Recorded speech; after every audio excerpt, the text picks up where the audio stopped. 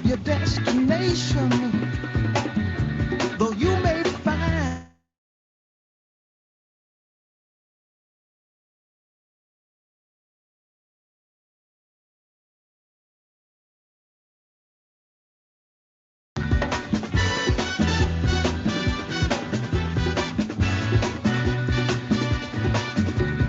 bite your lip and take the trip. Though there may be wet road ahead and you cannot slip,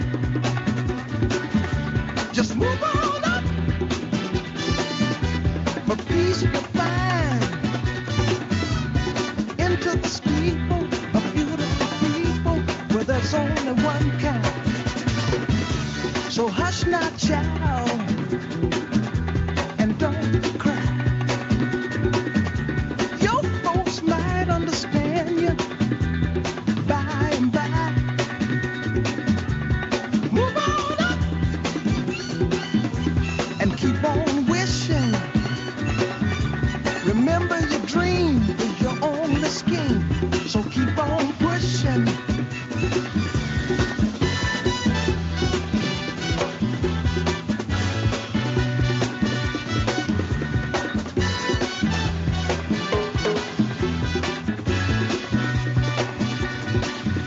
Take nothing less than the supreme best.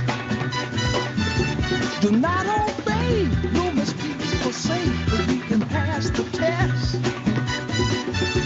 Just move on up to a greater day. With just a little faith, if you put your mind to it, you can surely do it.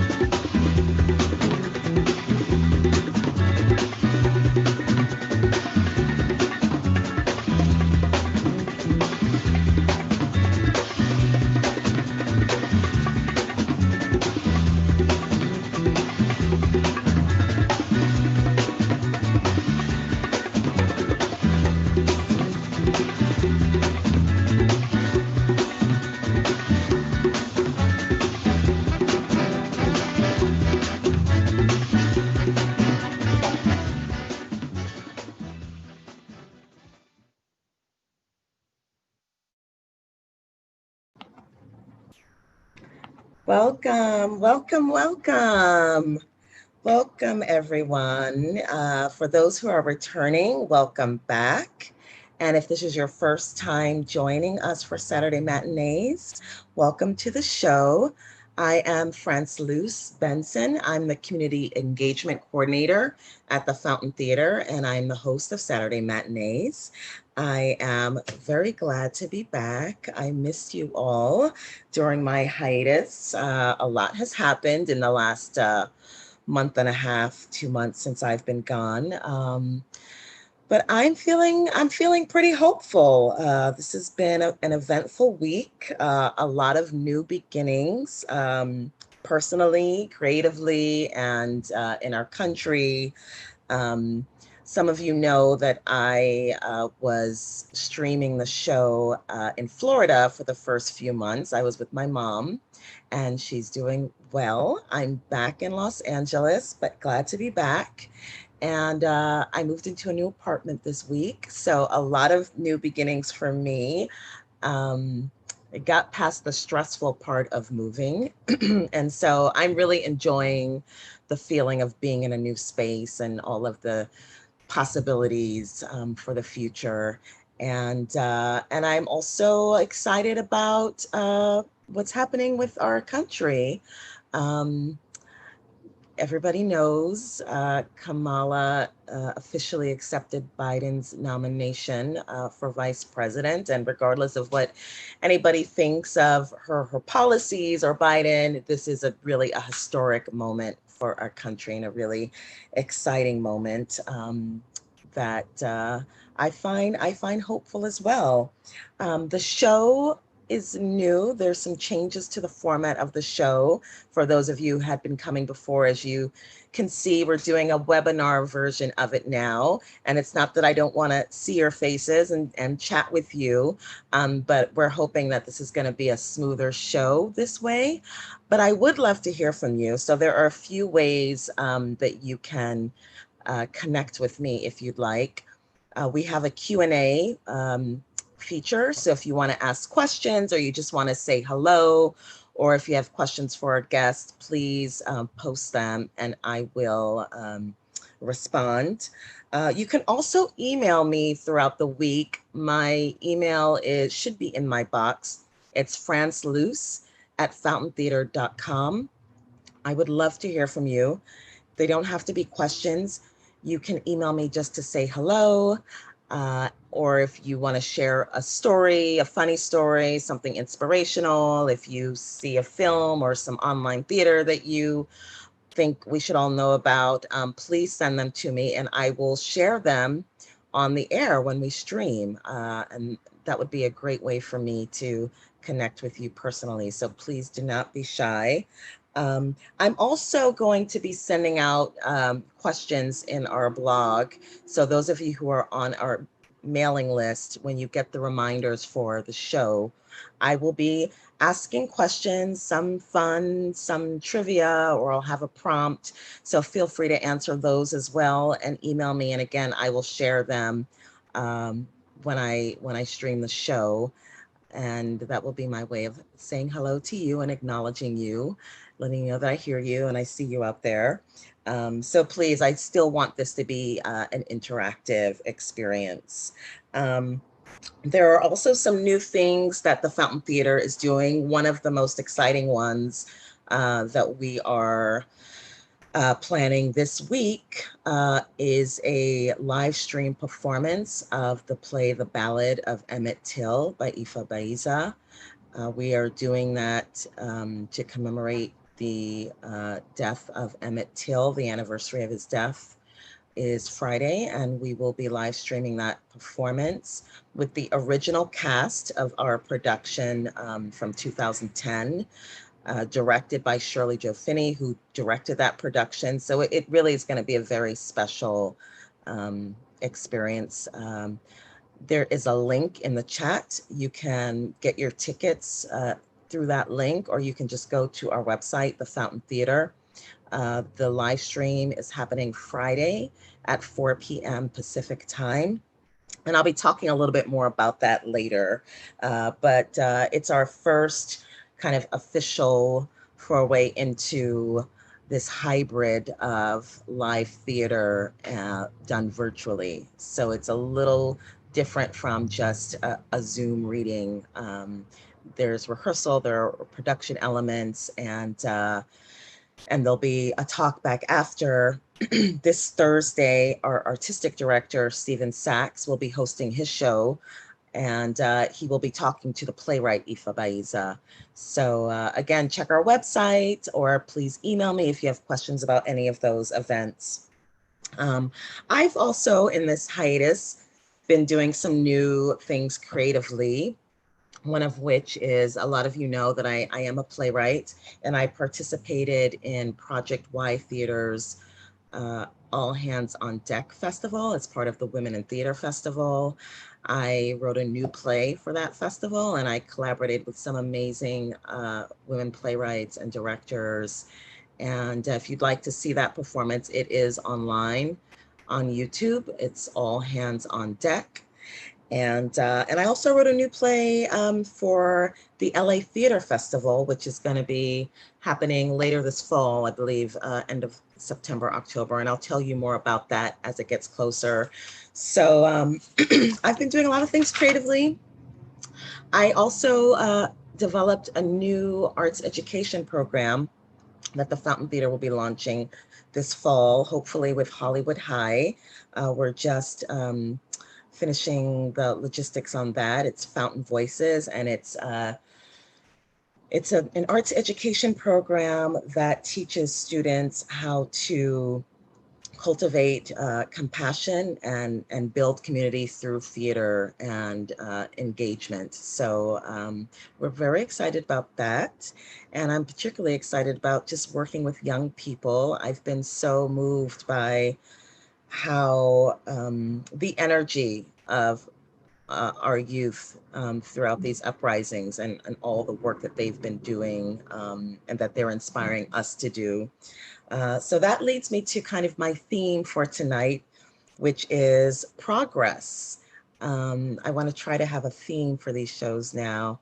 And, you know, Kamala's nomination really got me thinking a lot about progress, and I was really moved by her speech and by so many of the speeches at the DNC this week. I thought they were really so thoughtful and really relevant to what we're going through right now. And you know, when she talked about having a stroller's view of the civil rights movement, and Obama talked about being born on the day that a civil rights leader that he met was being marched into jail fighting Jim Crow.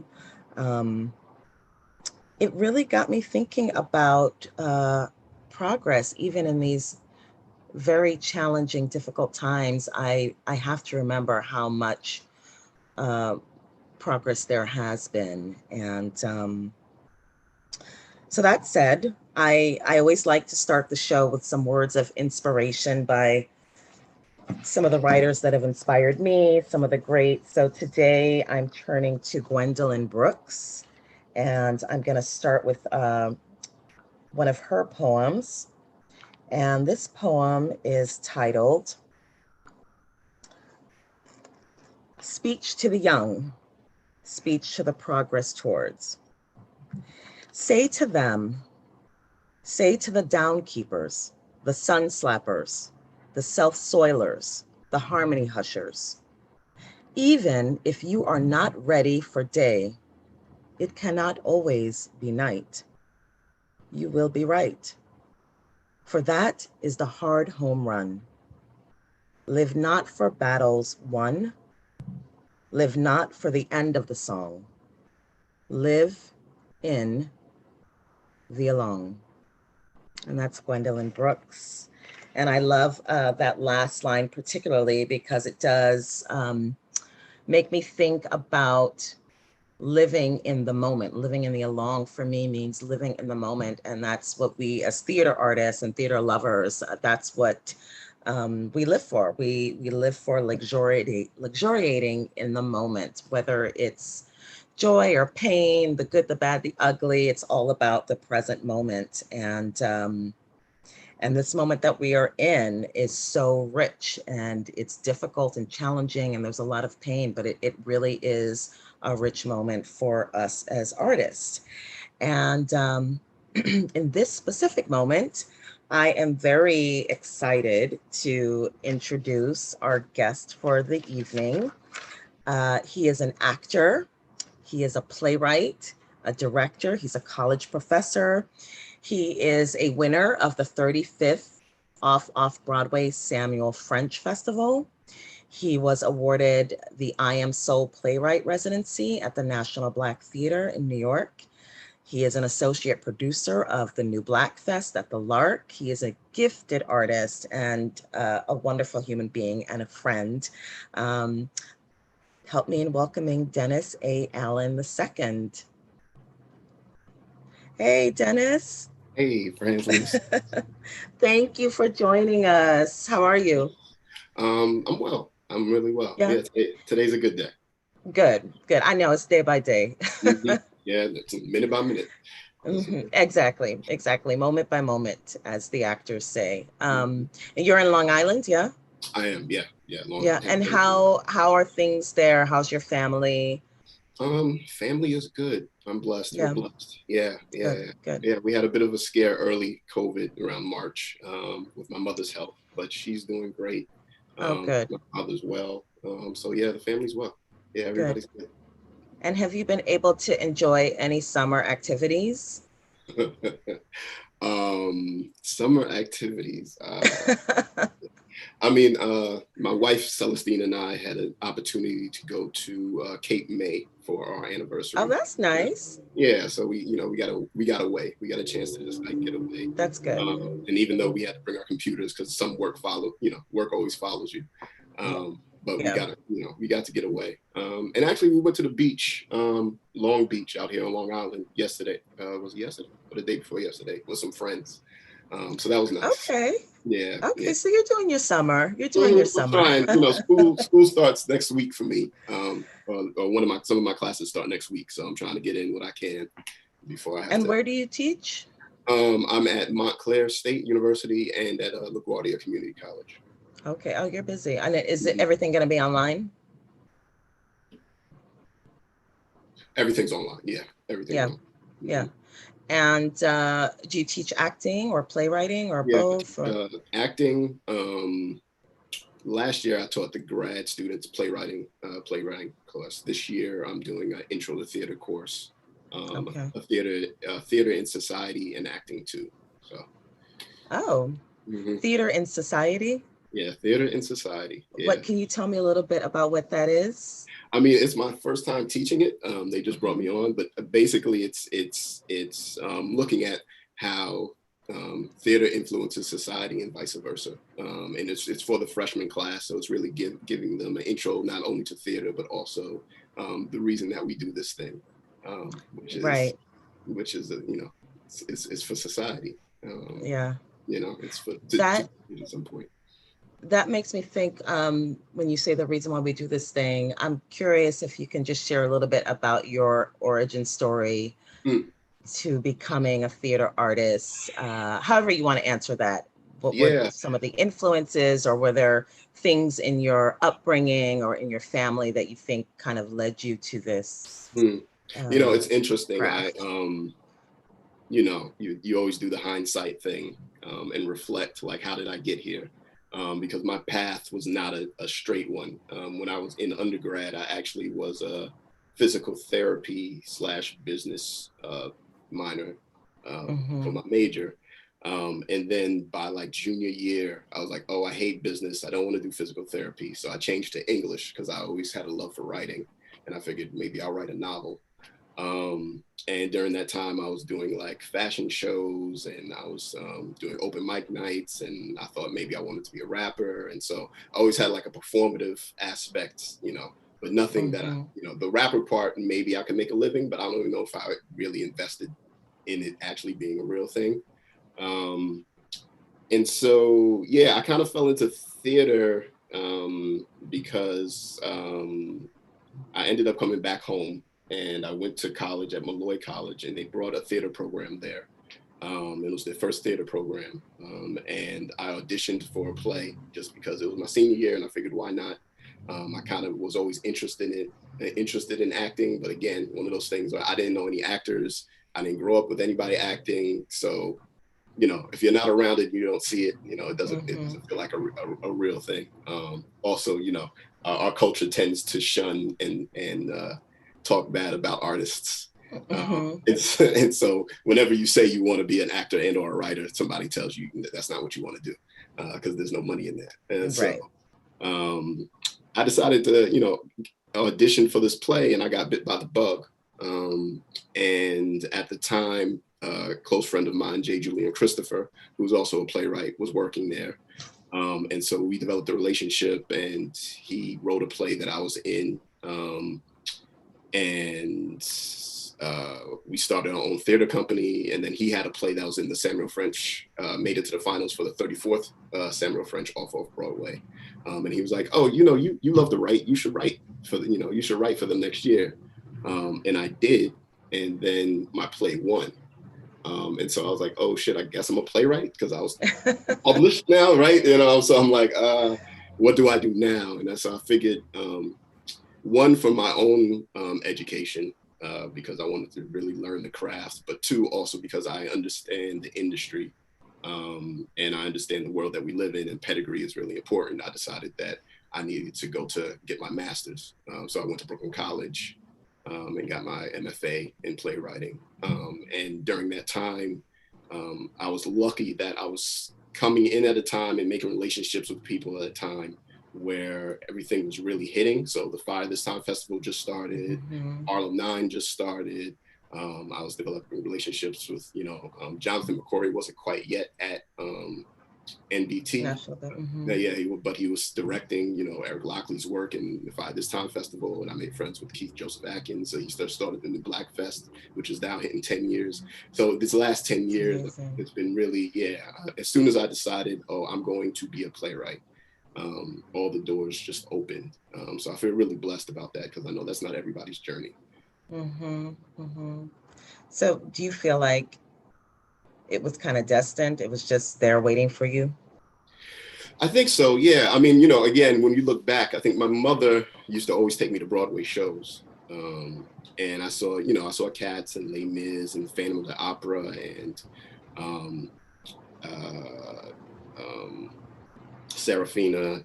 But I also saw, and in the play that influenced me the most, I realize now looking back, was August Wilson's Piano Lesson. Which had Charles S. Dutton and pretty much the whole cast from Rock. And so Rock was running at the same time. For those who don't know, Rock was a TV show with Charles S. Dutton was the lead, all Black cast. And so I was seeing both, actors from TV and also seeing them on stage. And it was the first play that I saw that was specifically to the African American experience, the Black experience. So that really affected me. I remember watching it. I remember being really affected. I remember going to the stage door. It was one of those things that stayed with me. So when I look back, I'm like, that there was the seed there. Yeah. Representation is powerful when you feel like you're seeing yourself on stage or on screen. It really is so impactful. Yeah. That's what I love about your work too, because I feel like your work is speaking to not just the past and not to contemporaries, but I really feel like your work is speaking to young people who are coming up, that they can see your work and feel like, that's what I'm thinking. That's what I'm feeling. That's what, and I imagine that your work is really impactful to a young generation and to young artists and young activists. So I'm really happy that you're here to share it with us. So without further ado, you're going to share 3 pieces with us today?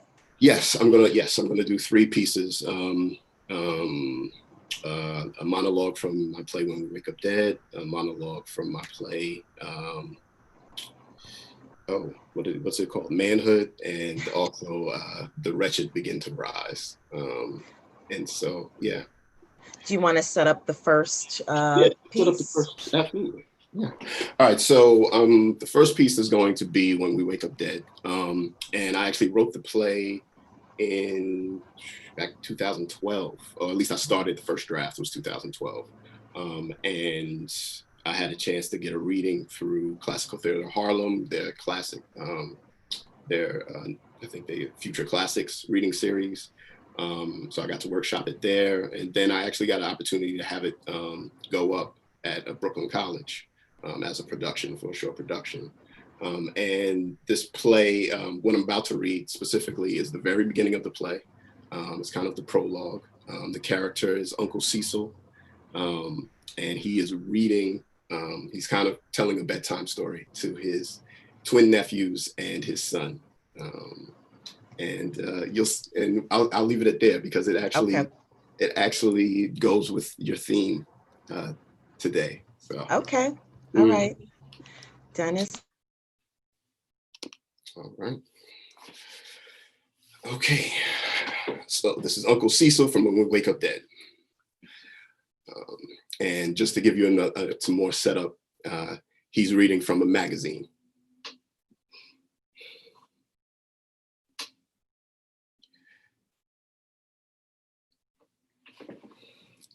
Well, what else could we do? He was hopeless. Now, I'm no bully. I never hurt a nigga in my life. I like niggas in their place. I know how to work them. But I just decided it was time a few people got put on notice. Now, as long as I live and can do anything about it, niggas are gonna stay in their place. Niggas ain't gonna vote where I live. I mean, if they did, they control the government. They ain't gonna go to school with my kids. And when a nigga gets close to mentioning sex with a white woman, he's tired of living. I'm likely to kill him. And me and my folks fought for this country. And we got some rights. I stood there in that shed and listened to that nigga throw that poison at me. And I just made up my mind. I said, Chicago boy, I said, I'm tired of them sending your kind down here to stir up trouble. God damn you. I'm gonna make an example of you just so everybody can know how me and my folks stand. You see that? Printed in 1956, a year after they got acquitted. No shame. Those men did some horrible things to that boy before they killed him. And Emmett refused to apologize. They tortured him, threatened to kill him, and Emmett would not give them what they wanted. And these fools were doing God's work and didn't even know it. See, God uses us to carry out his ultimate plan. And they thought what they was doing, they thought they was doing what they had to do to keep things the way they were. But killing Emmett the way they did led to his mama leaving the casket open for the world to see. And see, that was the thing that Miss Rosa Parks was thinking about when she decided not to give up her seat. See, most folks don't know that fact. As horrible a thing as his death was, it's directly connected to sparking the civil rights movement. See, it's always death that brings about change in the world. Now, if you can have a say in it, die for something, die for a cause. Now, of course, Emmett didn't know he was dying for a cause, and really most never do. But if you can have a say.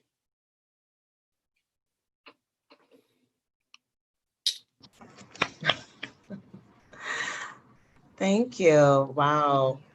Yeah, see, that's what I mean. I feel like your work is speaking to the past, the present, and the future. And you said you wrote that in 2012? 12, yeah. Are you surprised at all, or how do you feel about the fact that it's so resonant like right now? I mean, I was just thinking about George Floyd as you were performing. I was thinking about how his death sparked this uprising that we're in right now, and yeah, where that's going to take us. And can you speak a little bit about that? I think, yeah, it's one of those things. I think I also had the opportunity and the blessing and the privilege of writing for Hands Up, which was commissioned by the New Black Fest. Keith Joseph Atkins, myself, and 6 other brilliant playwrights wrote monologues responding to the Ferguson uprising around that time, right? And so now we're working about that was about 5 years ago now. And it's been published by Samuel French, and right now Sam French is selling out. And we're getting requests for digital, request to do it digitally because it speaks to the now. Mm-hmm. And it's one of those things where I'm honored to be able to be a part of it, and also this conflicting feeling of wishing it was no longer necessary. Yeah. You know, and wishing that, you know, we didn't have to do these things and speak these words, but really, I think it's one of those things that, you know, if you don't know history, you're doomed to repeat it situation. Mm-hmm. And I think collectively, you know, Americans have been pretending like shit's been all good. Mm-hmm. You know, particularly with the particularly with Obama being elected, the gaslighting of racism isn't a thing, and it's old, and nobody's racist anymore because, see, we have a Black president. Mm-hmm. Been hard. At the same time, when we got a Black president, Ku Klux Klan memberships went up. You know, we had, you know, Trayvon Martin and endless others. So I think it's one of those things where, you know, 400 years is not going to get erased in 50, right? Mm-hmm. And it was one of those things, I think, in one of our conversations, our Friday night conversations, I remember talking to the group and feeling like it takes just as long when you're dating someone. It takes just as much as you've been with them to get over them. And so, like, if you've been with somebody for like 7 years, it actually takes 7 years to like actually go through all the grief, all the stages of grief before you can get to the acceptance. And so, yeah, I think it's going to take some time before. I mean, we have language that we never had before. We're having conversations like we haven't had before. I think people are aware in a way that they've never been before.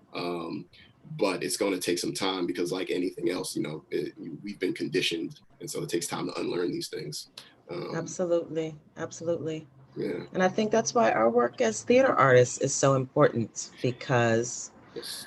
we are in some ways historians, but we're also tapping into the emotional life of the emotional impact of these events, which hopefully inspire people into action. So next piece, what are you doing next? All right, so next piece will be from a play I wrote called Manhood, which actually was the play that I was able to create for the National Black Theater for the I Am Soul residency. So that got a workshop production, which was really special because it was the first time that I was a part of an institution that supported me that was historically Black. And everyone from lighting to stage manager to production to my director was also identified as Black. And so it was really a safe space and really a special piece to create. And I appreciate the opportunity to be able to be a part of that. And so this particular piece, Manhood, I'm reading for a character named Angel, who is from the UK, but I'm not going to do my UK accent. I didn't practice. But she is a lawyer, and she does pro bono work for acid attack victims. And so this is a moment where she actually is wearing a mask because she was also a victim of an acid attack. And she came to her half sister, who they don't know each other, but she came to LA to meet her half sister, who's who does plastic surgery.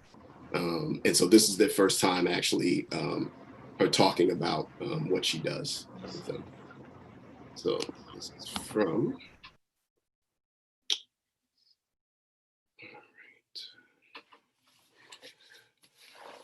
All right, this is Angel from Manhood.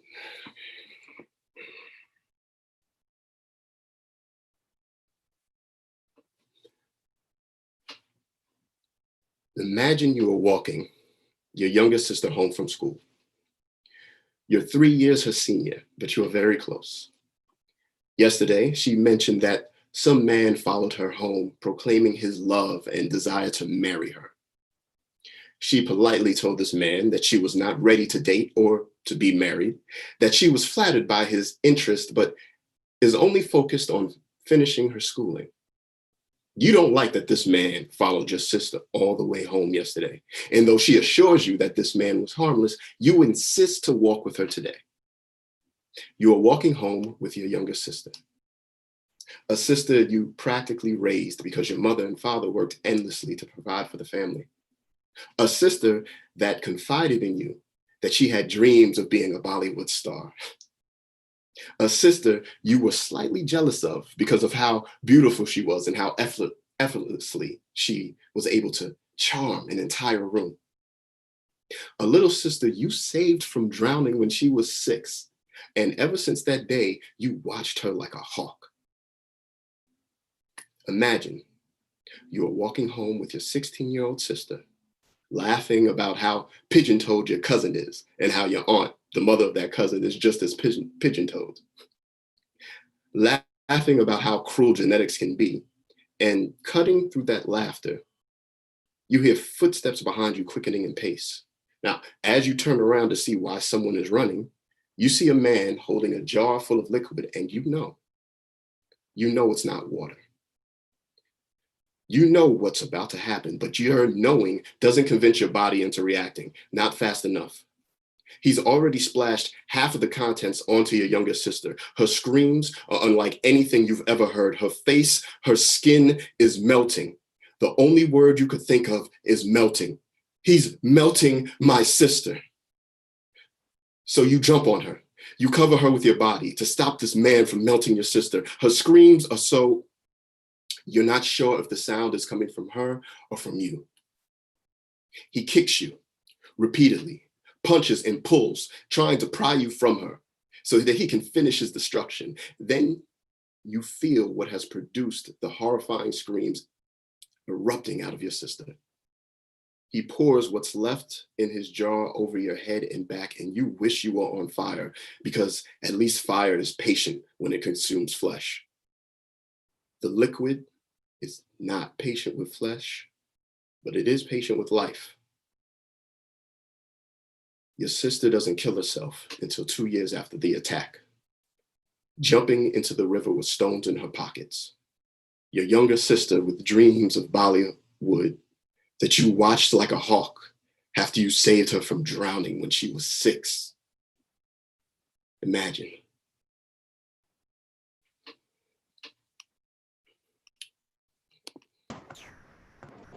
So beautiful. I have to ask, what inspired this piece or this play? Was there a specific event or something that you had about? Yeah, well, interesting enough, yes. My inspirations are never, like my journey into the theater, it's never straight. I am so residency, and I was trying to figure out what I wanted to write. My friend and frequent collaborator, Christopher Burris, called me and he told me about an incident that he saw in Brooklyn where a woman was making a right, and then she almost kind of hit this couple, a pregnant woman and a man. And so, she hit the brakes, everybody was okay, but the man then went to the window and started punching this woman through the window. And so, she kind of pulled off, and she was extremely flustered. And Christopher went to her to try to calm her down and see if everything was okay. And he called me like, we need to do something about our brothers. And so I was like, I need to write a play looking at patriarchy and misogyny and toxic masculinity. And so, that was my in. And this is no spoiler. I mean, no spoiler, but the main character, Silence, at the end of Act 1, loses his penis. So the entire second act is about him and his wife trying to figure out his worth and who he is as a person without a penis. Wow. Yeah. So yeah, that's what. Wow. And then so the relationship with the sisters, I tried to show all the ways that toxic masculinity can kind of leak in and show its faces and how there are levels to it. Patriarchy works, and so I felt like I needed a relationship between two Black women, because it is important in this conversation. if we're talking about manhood and Black manhood and how we relate to our sisters and brothers. So Yeah. Wow. That gets me thinking, since you teach, do you notice, and we were talking about this last night, I think, about how the ways that we talk about and think about gender now, and do you notice any difference now with your students, particularly male students, in the way they talk about themselves in terms of gender and each other, how they yeah. I'm just curious. Yeah, I think interesting. I think it depends on, because I also used to work for CUNY Creative Arts team, so I used to be in and out of the high schools, and so it depends on the demographic. I think these conversations are still privileged in a way. I don't think a lot of schools are trying to have these conversations. I think they're in the ether, but the safety that you need to be able to express yourself is based on your location, right? And so it sounds good on paper, but if you're in a community where femininity is still looked at as a negative and a weakness, and you're trying to survive day to day, and that survival means that you have to put on what has been what we've slated as masculine tendencies for both men and women, right? You have to have a hardness having these kind of conversations. I think I only see them in certain schools, depending where the funding is. The higher funding schools absolutely have these conversations constantly. The schools where there are security guards and detectors and the money and funding is low, they're not really having that conversation because survival is more on the tip of the tongue. How am I going to survive? Not how do I feel about my identity. What kind of messages did you get growing up? Because I've gotten to know you very well now, and you're enlightened. You're like an enlightened brother, and you're sensitive. And I'm curious, was there a shift? Did something change, or were you kind of always brought up with a respect to I have to men and credit all my mother. genders? Yeah, I have to credit my mother. I think growing up, I had a Cabbage Patch. Did you? I used to walk around. Yep. Even Marie, I had a Cabbage Patch, a girl Cabbage Patch. Yeah. Even I never had a Cabbage Patch. Yeah, I did. I had a Cabbage Patch, and I remember my mother got some words from some of our family members about what it might do to me, right? But I think she, I'm also saying, here's the thing: I say my mother, but also my father, where he also allowed it as well. Like I never got any negative, even though, which is interesting. So my father is, I think, the epitome of the alpha male, right? He, Vietnam vet. He was a professional bodybuilder, rode motorcycles, tattoos, martial artist. Worked at Nassau County Jail as a CO, right? And so, and my mother is a therapist, right? And so, and my father wasn't really good at communicating. So, I have a father who doesn't really communicate well, at least with words, and a mother who's a therapist, which is, I think, why I'm a Libra, right? I'm always trying to balance. But I was a really sensitive kid. Like I would cry at the drop of a dime. And I used to think that was a weakness, particularly because of who my father was, being this superhero and action figure. And so I think it was a journey. I was always sensitive. I think, luckily, with my mother, really made sure that I was taken care of and that I embraced what all of me was embraced. I remember being really young and like putting on her heels just to see if I could walk in her heels. And she like pulled me to the side and was like, if you're gay, it'd be okay. And I was like, wow. Yeah, and so it's and I remember saying, "Oh, Mom, I'm not gay. I've loved girls since." And this is me. I don't know. Maybe I was 8 years old. Maybe younger. I was probably younger actually. But she's always been very very open. And That's open. extraordinary. Yeah. Wow, you're really lucky. Yeah, I am. Because I also got to see how my friends were brought up, and so I know that I have privileges that a lot of people don't. Yeah, yeah. I want to turn to the chat because I think Oh we yeah. have a few comments. Theo Perkins, Mhm. who is also a wonderful artist. He just joined our board, and he is the creator, artistic director of Walking the Beat. It's a program that he started in New Jersey, and we also do it here in LA for the Fountain Theater, where students work with police officers. It's a devised theater program. Theo Perkins also had a Cabbage Patch doll. Yes. Hi, Theo. Barbara Goodhill, love this piece. Love the character Angel, beautiful work. Judy Barrett, hello. Uh, Regarding this last piece that you performed, horrifying and stunning, but so real. Um, Standing O from Ashley Scott. Hi, Ashley.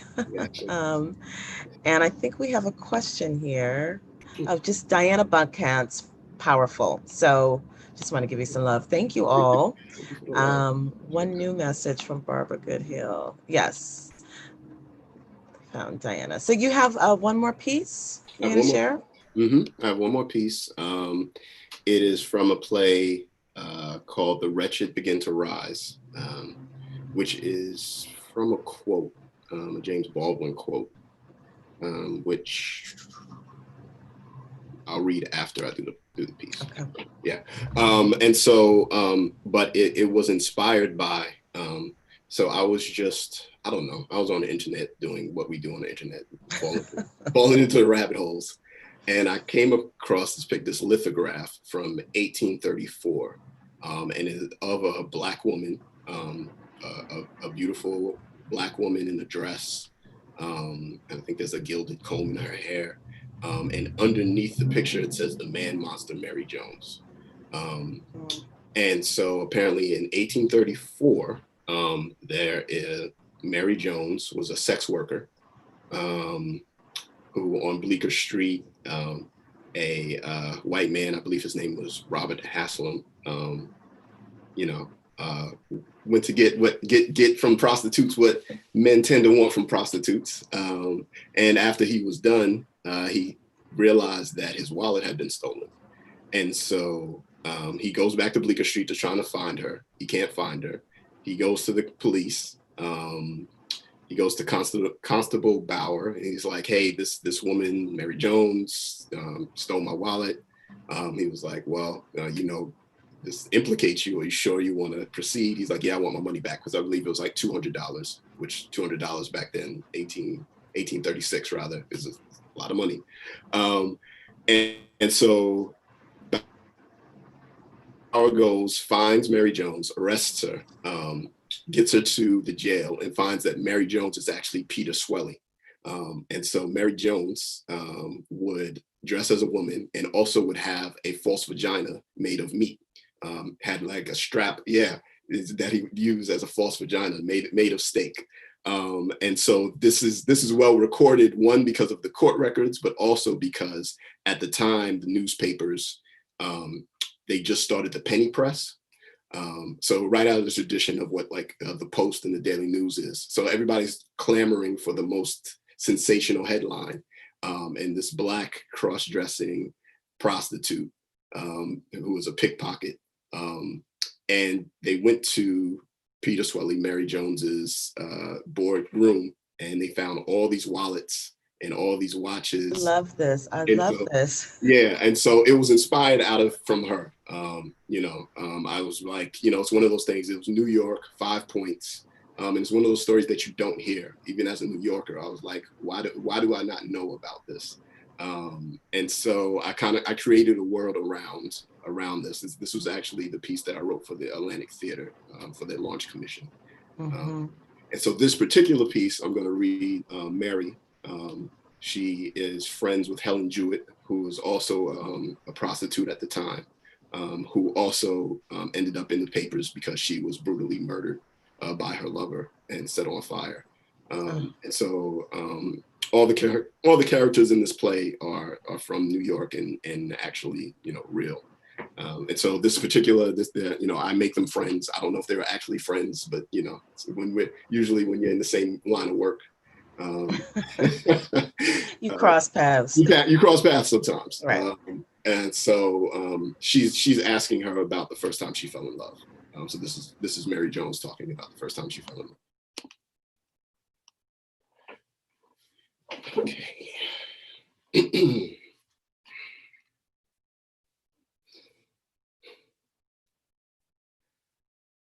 I was 9 years old when a dying man came to Green Street.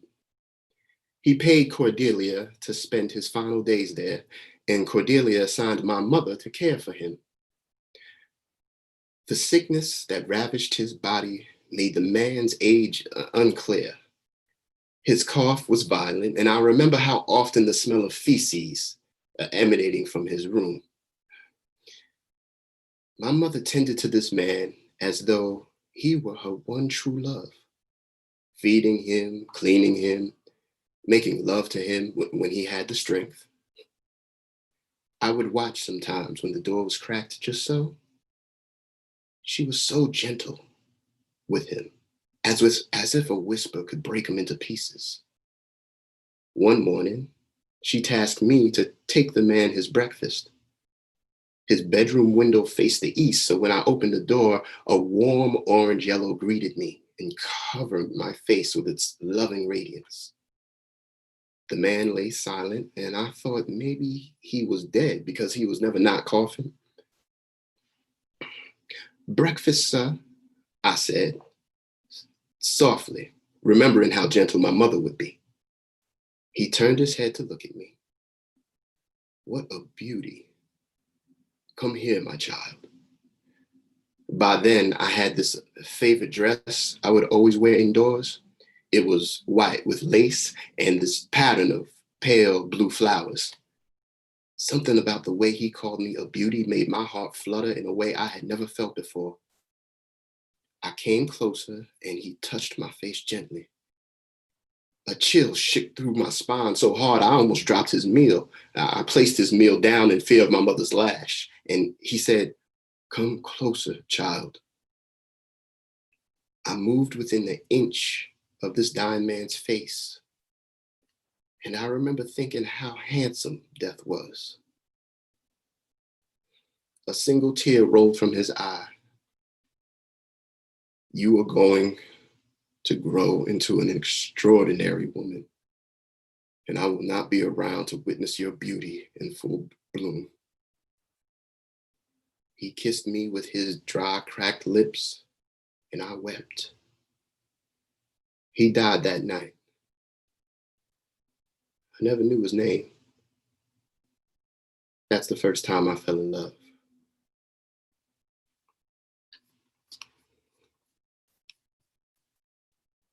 Thank you. Wow. I don't know why I was thinking as you were reading that, because you have such insights, especially writing for women. Mm. Do you ever share your work with your mom as you're writing? Do you get her psychological expertise? Interesting. Not as I'm writing, but she's always over my shoulder. Mm-hmm. She's an avid reader, particularly of mysteries. But she reads everything. And so in one of our conversations when I was younger, before I even decided for real that I was going to write and be a playwright, she talked about how frustrating it was. She was like, "I always know when a man has written because the way that they write their female characters." She was like, "I always know a man's hand. Like, I don't have to know the name, the name of the person who's writing. I know it's a man based on their female characters." And I was like, okay, if I'm ever a writer, I don't ever want to be that kind of writer. I don't ever want someone to be like, "Oh, obviously a man wrote that." And so I've been working hard to try to exercise the demons, as they say. You're doing it. You're doing it. We had a couple more things. You create such memorable characters, bring them to life so beautifully, thoughtful and provocative. That's from Antoinette. Thank you for watching, Antoinette. There's a question from Mac Wellman. Oh. What playwriting lessons do you most remember and or still apply? Oh, what playwriting lessons? Well, Mac. When I get stuck every now and again, I start writing with my left hand. Um, Do you really? that was one of if I'm writing, if I'm writing the play, and I feel like I'm stuck, I'll write with my left hand. That's a little trick he did. And He what does that? I think it slows it forces you to really focus on the writing as opposed to, well, in my opinion, you're focusing on the writing of the words as opposed to the judgment monster that I think gets in their head. Uh-huh. Yeah, and it's breaking up, it's the left brain, right brain. It's breaking up how you usually do things. Interesting. And so maybe it's, That's stimulating. one I have not tried. But also I think something that I've taken as a teacher, I have passed on the write a bad play. Yes. The write a bad play is I've always a good thing. suggested it and I've done it. And Yeah, sometimes I've done it not on purpose. yeah, right. But writing a bad play, because it's fascinating when you write a play or you're writing a bad play. One, it helps you understand what you think a bad play is, and then now you can interrogate. Oh, what do I think a good play is? Mm-hmm. And always when you write a bad play, they end up being pretty good plays, actually. Almost always Yeah. satirical, but really, they become entertaining and interesting. Yeah. Thank you. Stephen Sachs, who is our artistic director, The Murder of Helen Jewett. He's recommending that book by Patricia Cohen. Have you read it? Yes. Yeah. Mm-hmm. And let's see if there's any others. Just powerful, powerful, powerful.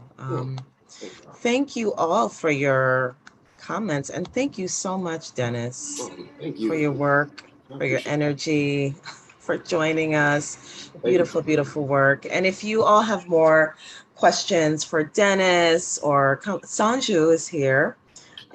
Great work. Another great playwright. Hands up. Yes. The rope hands Yes. up. Mm-hmm. So thank you again, Dennis. Thank you so much. If anybody has any other questions for Dennis or wants to reach out to him, again, you can email me, francis@fountaintheater.com, and I will get your questions and thoughts to him. Thank you for the beautiful work, Dennis, and I appreciate for you joining us. Before we wrap up, I just want to remind everyone again that this Friday, August 28th, the Fountain Theater will be presenting a live stream performance of The Ballad of Emmett Till with the original cast from our production in 2010, directed by Shirley Jo Finney, who was the original director. And the link for tickets is in the chat. You can also go to the Fountain Theater website for information on that. And as a special treat, first, I want to share another poem by Gwendolyn Brooks, a poem that she wrote for Emmett Till. And then we're going to show you the trailer for our reading. That's how special this event is. We've created a trailer. So first I'm going to read this poem because it's just so beautiful. And I almost feel like you can fill in the blanks with any of the names of the hundreds of other young men and women who've been murdered as a result of racial injustice. So this is Gwendolyn Brooks, the last quatrain of the Ballad of Emmett Till. After the murder, after the burial. Emmett's mother is a pretty-faced thing, the tint of pulled taffy. She sits in a red room, drinking black coffee. She kisses her killed boy, and she is sorry. Chaos in windy grays through a red prairie.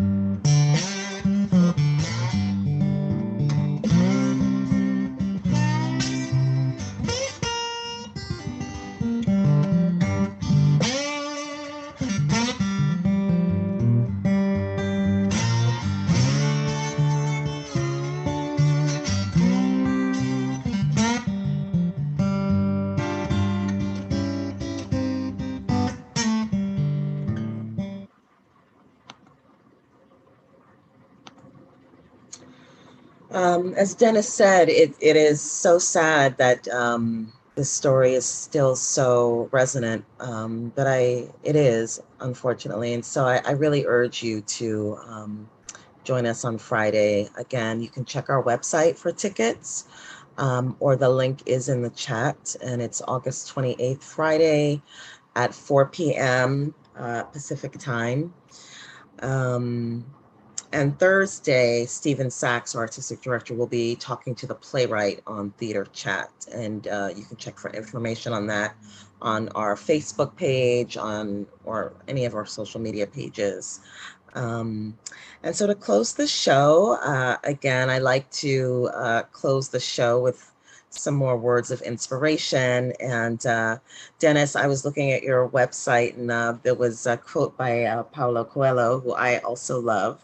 So I'm going to close with a passage from him. When we least expect it, life sets us a challenge to test our courage and willingness to change. At such a moment, there is no point in pretending that nothing has happened or in saying that we are not ready. The challenge will not wait. Thank you again, Dennis, and thank you all for joining us. And if you have any questions, thoughts, please email me. You can also email me funny stories. You can send me funny videos, but please only email me positive thoughts, please. Thank you all for joining us. Have a great evening. Have a great night, and take care of yourselves. Good night. Oh, the James Baldwin quote. Dennis, are you still here? Someone wants to know what was the James Baldwin quote. Oh, Thank you, Adisola. Yeah, that's a lot. Yeah. Okay, so this is from James Baldwin's The Devil Finds Work. And so, an identity is questioned only when it is menaced, as when the mighty begin to fall, or when the wretched begin to rise, or when the stranger enters the gates, never thereafter to be a stranger. Identity would seem to be the garment with which one covers the nakedness of the self, in which case it is best that the garment be loose, a little like the robes of the desert, through which one's nakedness can always be felt and sometimes discerned. This trust in one's nakedness is all that gives one the power to change one's robes. James Baldwin. I could read James Baldwin every day for the rest of my life. It's like reading the Bible for writers. So beautiful. Thank you, Dennis. And thank you again, all of you, for joining us, for your thoughts and your questions and your energy. And have a great night. Take care of yourselves. Good night.